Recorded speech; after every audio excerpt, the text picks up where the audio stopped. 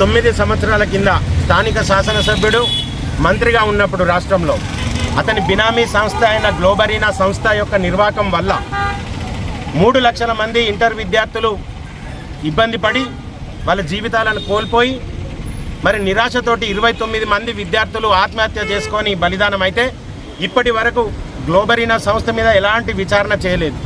అదే రకంగా అప్పుడు నిర్వాహకానికి ఎవరైతే బినామీ సంస్థ ఈ గ్లోబరీనా ఉందో కేటీఆర్ బినామీ సంస్థ దానికి గాను కేటీ రామారావు గారు నైతిక బాధ్యత వహించి మరి ఇప్పటికైనా ఈ శాసనసభ్యత్వానికి రాజీనామా చేయాలని చెప్పి 29 మంది విద్యార్థుల కోసం ఈరోజు మేము శాంతియుతంగా ధర్నా చేద్దామనుకున్న తరుణంలో బీఆర్ఎస్ పార్టీ నాయకులు హైకోర్టులో బండి సంజయ్ కుమార్ గారి పేరును భగీరథ్ గారి కేసులో తీసుకురావద్దని చెప్పినా కానీ ఆర్డర్ ఉన్నా కానీ ఈరోజు బండి సంజయ్ కుమార్ గారు రాజీనామా చేయాలని చెప్పి మాకు వ్యతిరేకంగా మా ముందు ధర్నా చేసే కార్యక్రమాన్ని ఏర్పాటు చేసుకున్నారు. మేము శాంతియుతంగా ఉన్నాం.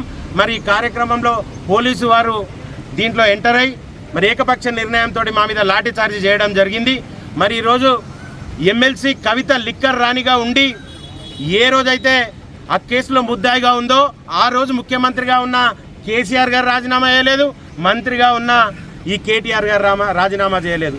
జన్వాడ ఫామ్ హౌస్లో ఈ కేటీ రామారావు యొక్క బావమరిది డ్రగ్స్ కేసులో నిందితుగా ఉన్నప్పుడు కేటీ రామారావు ఎందుకు రాజీనామా చేయలేదు? మరి వీటన్నింటినీ దృష్టిలో పట్టుకొని సిగ్గుతోటి చచ్చిపోవాలి. బీరాజ్ కార్యకర్తలు ఎవరైతే నాయకులు ఎవరైతే ఈరోజు కార్యక్రమం చేయడానికి వచ్చినరో వాళ్ళందరూ చావాల్సిన పరిస్థితి ఉన్నది. ఈరోజు ఇక్కడ ఎమ్మెల్యేగా ఉన్న కేటీ రామారావు అధికారంలో ఉన్నప్పుడు చేసిన కార్యక్రమాలన్నిటికీ పాపాల పుట్ట బయటకు అంటున్నట్టు ఒక్కొక్క పుట్ట బయటకు వస్తుంది.